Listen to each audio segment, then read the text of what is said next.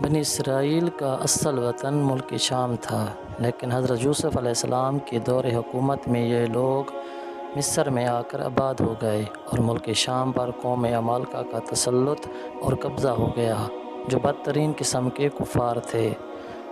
جب فرعون دریائے نیل میں غرق ہو گیا اور حضرت موسیٰ علیہ السلام کو فرعون کے خطرات سے اطمینان ہو گیا، تو اللہ تعالیٰ نے حکم دیا کہ قوم عمالقہ سے جہاد کر کے ملک شام کو ان کے قبضہ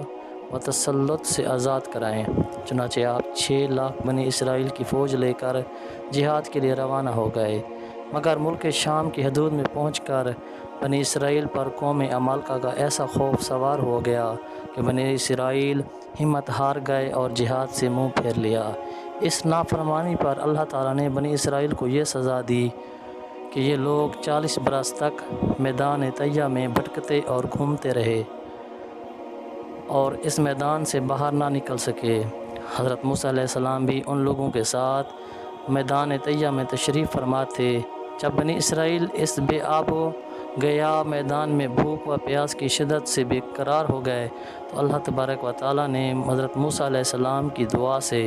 ان لوگوں کے کھانے کے لیے من و سلوہ آسمان سے اتارا۔ من شہد کی طرح ایک قسم کا حلوہ تھا اور سلوہ بھنی ہوئی بٹیریں تھیں۔ کھانے کے بعد جب یہ لوگ پیاس سے بے تاب ہونے لگے اور پانی مانگنے لگے تو حضرت موسیٰ علیہ السلام نے پتھر پر اپنا عصا مار دیا تو اس پتھر میں 12 چشمے پھوٹ کر بہنے لگے اور بنی اسرائیل کے 12 خاندان اپنے اپنے ایک چشمے سے پانی لے کر خود بھی پینے لگے اور اپنے جانوروں کو بھی پلانے لگے،